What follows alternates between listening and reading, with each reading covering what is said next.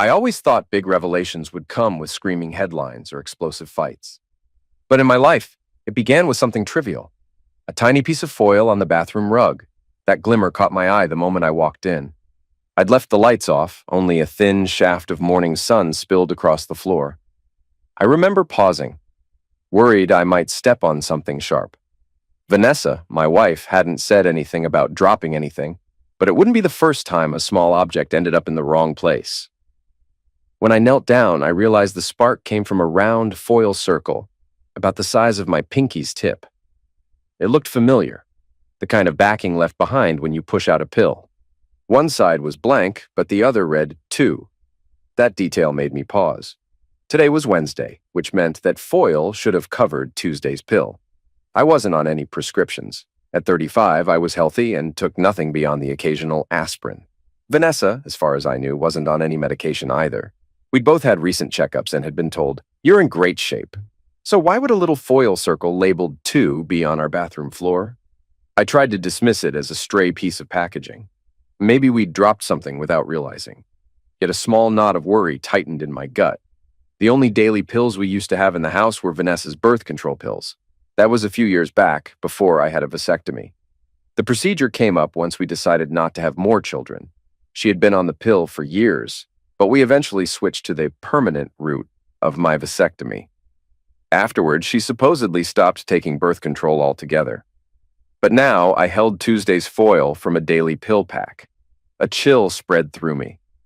If she was still on the pill, then it could only mean she was worried about getting pregnant. If she was worried about pregnancy, that meant the vasectomy I had wasn't enough, or she was sleeping with someone else. In the past, I might have just asked her directly, but some instinct told me to investigate before confronting her. I've always been methodical, especially after all the nights I spent perfecting engineering designs at my firm. I needed more proof before deciding whether I was overreacting or truly had reason to be suspicious. I cleaned up, put the foil back where I found it, and made sure I left the bathroom looking exactly as it did before. Then I drove to work, my mind racing with questions I couldn't answer. At the office, instead of diving into the new contracts, I started looking up private DNA kits and covert surveillance equipment. My thoughts had turned dark within the span of an hour, but I knew I needed clarity. If Vanessa was indeed cheating, I wanted to know with who, for how long, and if our children, James and Sonia, were even mine. We had 2 children, 5-year-old James and 3-year-old Sonia. I thought they were both mine. I'd always believed they were my flesh and blood. Still, that doubt nagged me. If she'd been lying about the pills, could she have lied about everything else? I ordered a series of items: discrete voice recorders, tiny cameras that could be placed around the house, phone cloning software, and DNA test kits. I felt sick doing it, but I convinced myself it was necessary. I wanted unassailable facts before I took any steps that might blow up our family. Those few days waiting for delivery seemed endless. In that time, I kept a close eye on Vanessa, searching for suspicious behavior. She seemed normal. No big changes to her routine, no sudden nights away. Our intimate life was the same as ever, once or twice a week, often squeezed in before the kids woke up. She didn't rush to shower off any unfamiliar smells, nor did she wear different perfume or clothing. If she was cheating, she was doing a damn good job of covering her tracks. When Friday arrived, I got the call at work that my packages had been delivered. I had them sent to the office so Vanessa wouldn't ask awkward questions. That afternoon, I pretended I had a light schedule and went home early. The au pair, who helped us with the kids while Vanessa and I both worked, was feeding the children. With her busy, I went upstairs and installed cameras in the bathroom, living room, and bedroom, the main spaces where I suspected evidence might appear. The bathroom was crucial for seeing if Vanessa really was taking birth control pills. As soon as the kids were in bed, I used a cheek swab on each of them for the DNA kits, doing my best not to let them see what I was doing or understand the significance. They just thought Daddy was checking their cheeks with a funny Q-tip. I swabbed myself as well. Then I mailed the samples, which would be processed quickly. Results promised within about 48 hours from the time the lab received them. That evening, Vanessa came home at the usual time. We chatted about mundane things, her job, the kids, what to watch on TV. Meanwhile, I felt like a stranger in my own marriage. After she went to shower, I slipped into her car to place a voice recorder under the seat. I also cloned her phone, downloading her text messages and emails. To my surprise, there was nothing incriminating in her digital footprint. No evidence of flirting, no suspicious phone calls. That either meant I was wrong or she was more careful than I'd imagined. The weekend was almost normal. We did what we always did. Chores, a trip to the park with the kids, and morning intimacy that felt more like a routine chore than a loving act. I kept a polite demeanor, but inside I was restless. By Monday morning, Vanessa headed to work as usual, and I told her I'd be working from home to catch up on some projects. The moment she left, I removed the micro SD cards from the cameras and loaded the footage onto my computer. The bathroom footage showed Vanessa taking a small white pill around the same time each day. Confirmed. She was definitely back on the pill. My heart sank, but I pushed myself to keep checking. The bedroom camera presented the next surprise. On Saturday night, while I was busy cooking dinner, she had come out of the shower, gone to the bedroom, and typed a message on a phone I didn't recognize. She apparently had a second phone that wasn't the one I had cloned. I watched as she finished typing, walked to the air conditioning vent, opened it carefully, and stashed the phone inside. I was stunned. She had a secret phone. No wonder I'd found nothing on her official phone. It also made sense that she'd keep it out of sight whenever I was around. I needed to see what was on that second phone. That night, after she went to bed, I checked the vent from the other side, which opened into Sonia's room. The phone wasn't there. It must have been in her purse or somewhere else. So I bided my time. Eventually, on another occasion, when Vanessa was showering and I heard the water running, I quietly opened the vent from Sonia's side. The phone was there. I grabbed it, raced to my office, cloned its contents to a new device in a matter of minutes, and put it back. My hands shook the entire time, adrenaline surging. As I finished, I heard the water shut off. I had just enough time to slip into Sonia's room and pretend I was watching her sleep. Vanessa peeked in, curious, but I played it off as fatherly affection. The next morning at my office, I finally accessed the phone's cloned data. Within seconds, my vision blurred with tears. It was exactly what I'd feared.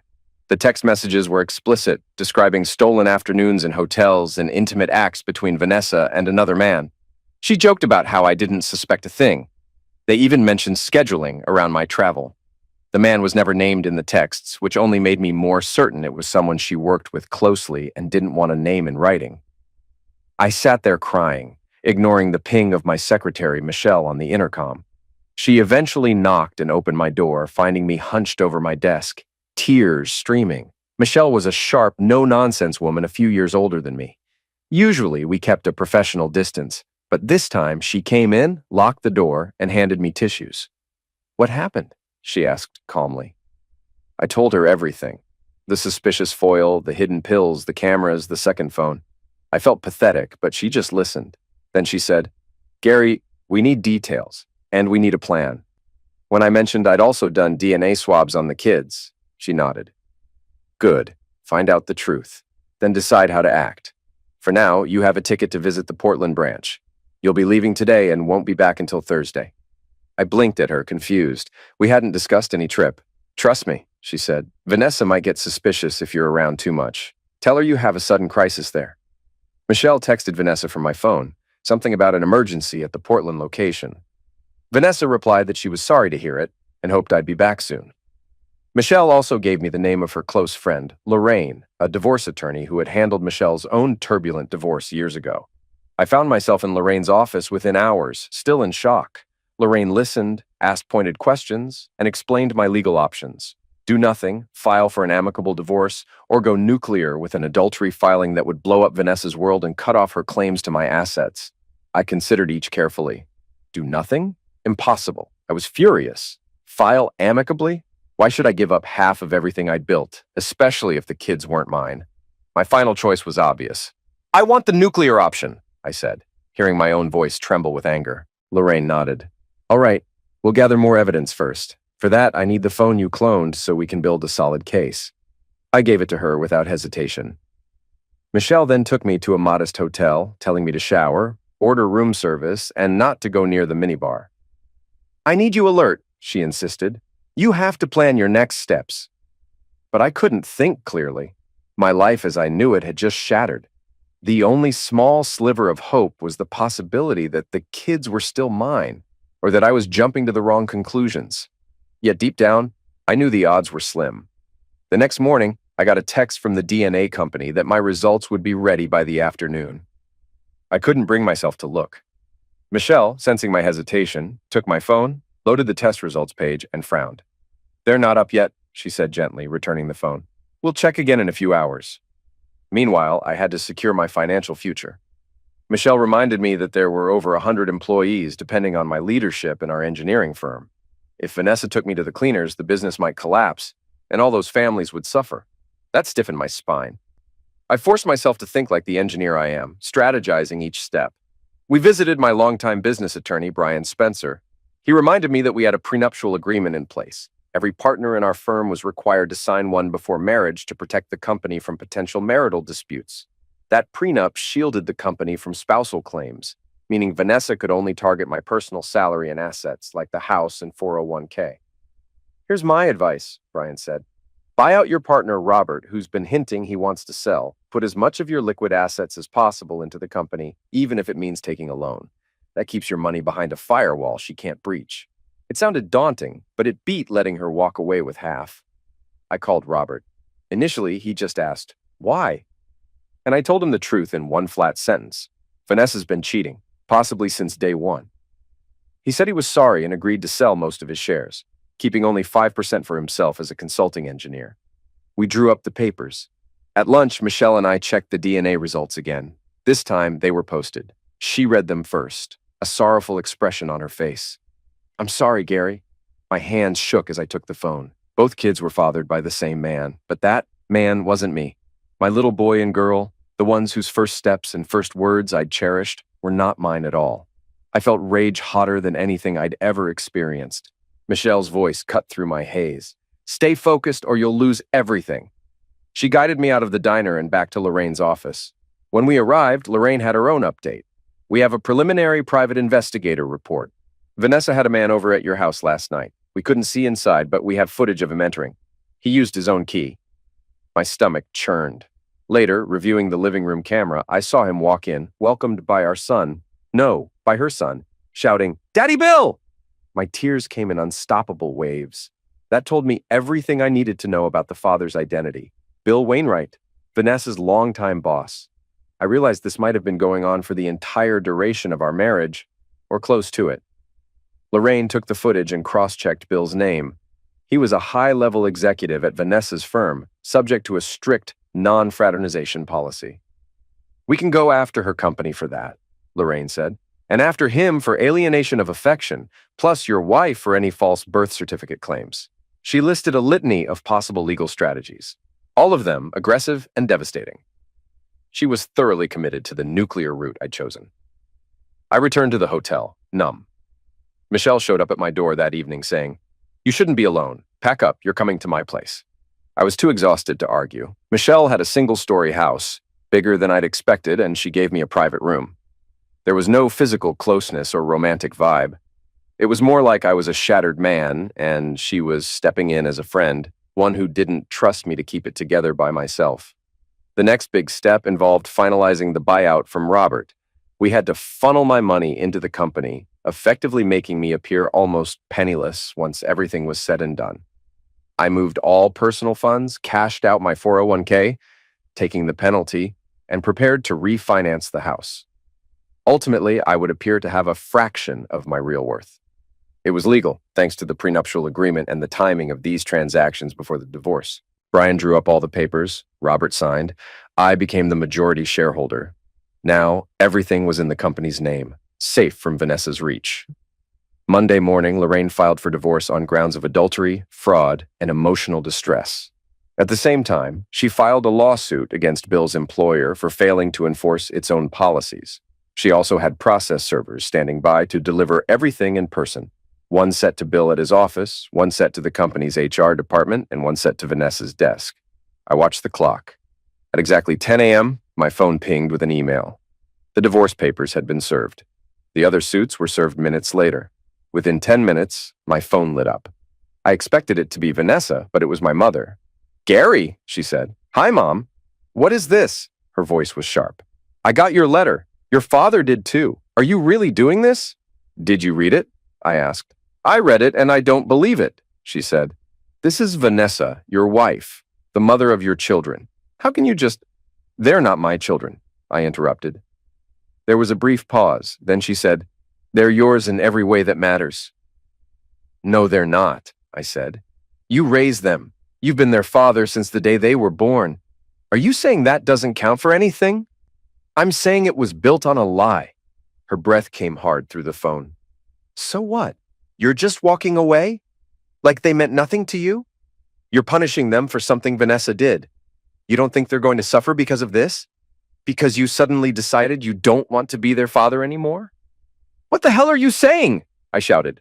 I don't want to lose my grandchildren over this. I won't, she said. Then don't, I said. That's your choice. I have to go.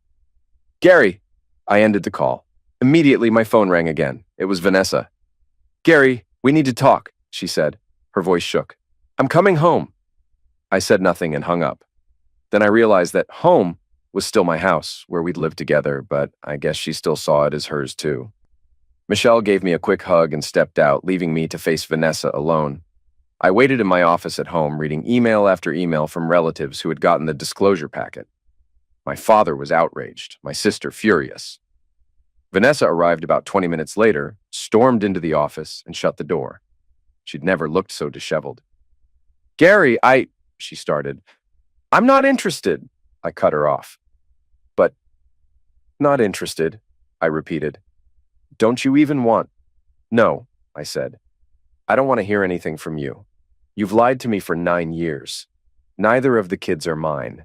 Yet you convinced me to get a vasectomy while you were still on the pill, just so you could continue your affair with Daddy Bill. Her eyes widened in shock. So, no, Vanessa, I continued. I don't care what you have to say. My lawyer's contact information is in the packet you received when you were served. If you have anything important to discuss, you can talk to her. What about the children? She asked. What children? I responded. I don't have any children, and if it were up to you, I'd never have any. I would ask why you did this to me, but I really don't want to hear another lie. I have no interest in your excuses or justifications. I just want this whole mess to be over so I can pick up the pieces of my life and move on. I called the au pair into the room. I knew she could hear me since my office door was open and she was just in the next room. You're fired, I said, effective immediately. Pack your things and get out. What? She asked. Why? Because you were covering for her, I said, pointing at Vanessa. You knew she was sleeping with her boss. I don't know if you knew the kids were his instead of mine, but you definitely knew what was happening. I have video proof of you talking to Bill about the kids. Get out. Gary? Vanessa interjected.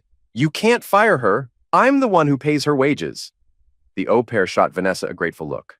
Well, I said, I've already informed the agency that you were involved in an affair and that I won't be taking legal action if they remove you from their roster. So if Vanessa wants to keep you on personally, not only will she have to pay you, but she'll also need to handle all your tax, vacation, pension, sick leave, and insurance. The au pair's face went pale. Not only was she losing her job, but being kicked off the agency's books made it nearly impossible for her to find another position. Agencies shared information. Now get out, I ordered, and she hurriedly left. Did you have to do that? Vanessa said. She didn't deserve. You're talking again, I cut her off. I told you I don't want to hear it. What I do want is for you to pack your stuff, take your kids, and get the hell out of my house. This is my house too, she protested. Not according to the paperwork, I said. It's in my name only. Until the courts say otherwise, get the hell out. She flinched at my shout. James walked in. Mommy, he said. Sonia fell down. Vanessa, looking shocked and tearful, stood up and went to tend to her daughter. I shut my office door and stayed inside while she gathered her things. A few minutes later, she returned with Sonia in her arms. Are you going to say goodbye to... Don't even say it, I cut her off. She's not my daughter and he's not my son. Take them to Daddy Bill and let him take care of his own kids. They have nothing to do with me. Gary, Get out! As soon as she was gone, I completely broke down. A moment later, Michelle slipped into the house, having waited nearby in case I lost it. She held me as I wept, her presence oddly calming. We heard the car drive off. My phone buzzed continuously, but I ignored it. For the first time in a week, I had a desperate urge to just vanish from my own life. Michelle, ever firm, reminded me we still had steps to finalize, setting the wheels in motion with the HR lawsuit, locking down the company finances, and so on. A few hours later, I got an email that Vanessa had taken out a restraining order against me, claiming emotional harm. The order barred me from my own house until a court hearing. It was a malicious move, no doubt orchestrated by her lawyer to show the judge she was in danger, but Lorraine was already on it, pointing out that I was the one who'd installed the cameras, gathered evidence, and discovered the fraud. The judge soon overturned it. Vanessa moved in with her parents. Meanwhile, Bill lost his job when the company realized he'd flagrantly violated their non-fraternization policy with a subordinate and fathered 2 kids with her. Lawsuits flew in all directions. In the end, Bill's employer settled with me for a substantial sum. Bill personally had to settle for alienation of affection in our state, paying me a chunk of money that would help me repay the pension fund loan. I was numb to most of it. My real heartbreak was losing James and Sonia, who I still loved but refused to see because I couldn't handle the pain. Maybe that made me a coward, but every time I thought about those kids, I saw Bill's face. They would likely forget me soon enough anyway. Vanessa used them as emotional leverage, begging me to remain in their lives, but I wasn't ready. Weeks turned into a month. I sold the house, took a loss, and moved on. I had no appetite for living in the place that had become a stage for betrayal. I stayed in Michelle's spare room temporarily. We were polite to each other, but there was a new tension in the air. She was always professional at the office, but outside work, she seemed to be constantly checking on me. The day the divorce was finalized, I was at my desk. I received the official envelope, opened it, and found the final decree. I was free of Vanessa, legally severed from the marriage. I felt a mix of relief and sorrow. My phone rang. I picked it up. Michelle said, "Bill Wainwright is dead. His wife found him with Vanessa again and shot him." I stared at the phone, shocked. I realized with a grim sense of irony that Bill would never get to raise the 2 children he had fathered behind my back. I wasn't sure if that was justice or more tragedy, but I won't lie. I felt no pity. Couldn't have happened to a nicer guy, I muttered under my breath. I half expected Michelle to reprimand me, but she just nodded. She walked into my office a minute later with an envelope in hand. "This arrived for you too. Looks like the final settlement from Bill's share." I saw the check, an amount that would help me fully cover my loan. I'd become truly free of any lingering debt. I exhaled, leaning back in my chair, unsure how to feel. My marriage was over, my illusions about fatherhood destroyed, the man who fathered those kids dead, and I was now financially secure in a twisted turn of fate. Michelle closed my office door, stepped forward, and kissed me, firmly, passionately, without hesitation. When she drew back, I realized my heart was pounding for a new reason altogether. She smiled at my stunned reaction. "For 9 years, I've taken care of you," she said softly. "You're the most decent man I've ever known, and you never once crossed a line with me, even when you were at your lowest. I've waited for you a long time, Gary. If you'll let me, I want to show you not every woman lies, and not every relationship ends in heartbreak." I replayed all our interactions over the years. The quiet professionalism, her protectiveness, her unwavering willingness to fight for me once the truth came out. Perhaps I'd been blind, too busy with my marriage to see someone who genuinely cared. I also remembered Dr. Harrington telling me vasectomy reversals had a high success rate, and I felt a pang of hope. Fatherhood wasn't off the table for me forever. I smiled at Michelle, still trembling from her kiss. I asked a simple question, and it came out with a raw edge that almost made me laugh. "How many kids do you think we should have?" She grinned widely. "At least 2, she said, her eyes warm. "But let's just see where this goes." In that moment, I realized my life had been flipped upside down, yet somehow a new chapter was opening. My future was uncertain, but for the first time in months, I didn't feel trapped. I'd gotten my closure, legal, emotional, and personal. A part of me would always ache for the children I once believed to be mine, yet I also understood that I had the chance to rebuild.